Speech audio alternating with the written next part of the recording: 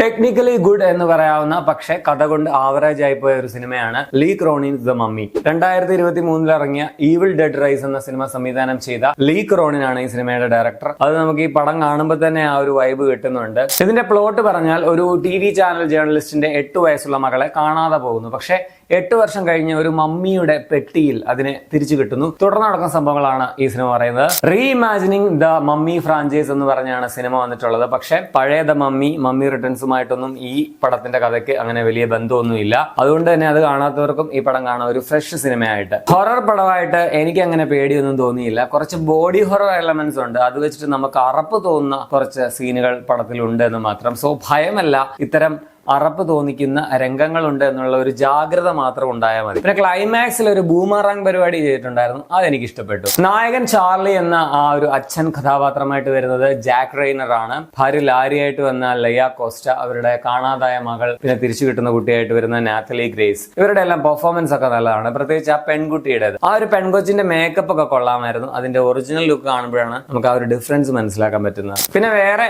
Negatives പറയുകയാണെങ്കിൽ ഇതിലെ mummy ഒട്ടും സ്ട്രോങ് ആയിട്ട് ഫീൽ ചെയ്തില്ല എന്നുള്ളതാണ് മെയിൻ നെഗറ്റീവ്. അവരെ കാണുമ്പോൾ നമുക്ക് ഒരു പേടി തോന്നുന്നുണ്ടേ, അങ്ങനെയൊന്നും തോന്നുന്നില്ല. ഒരു നിർഗുണ മമ്മിയായിട്ടാണ് എനിക്ക് തോന്നിയത്. സോ മൊത്തത്തിൽ ഇതൊരു ജസ്റ്റ് ഓക്കെ പടം. വലിയ പുതുമയോ വൻ സംഭവമോ ഒന്നുമല്ല. ടെക്നിക്കൽ ക്വാളിറ്റി ഉള്ളതുകൊണ്ട് തിയേറ്ററിൽ കണ്ടാൽ കുറച്ചുകൂടെ ഭേദമായിട്ട് തോന്നും, അത്രേ ഉള്ളൂ.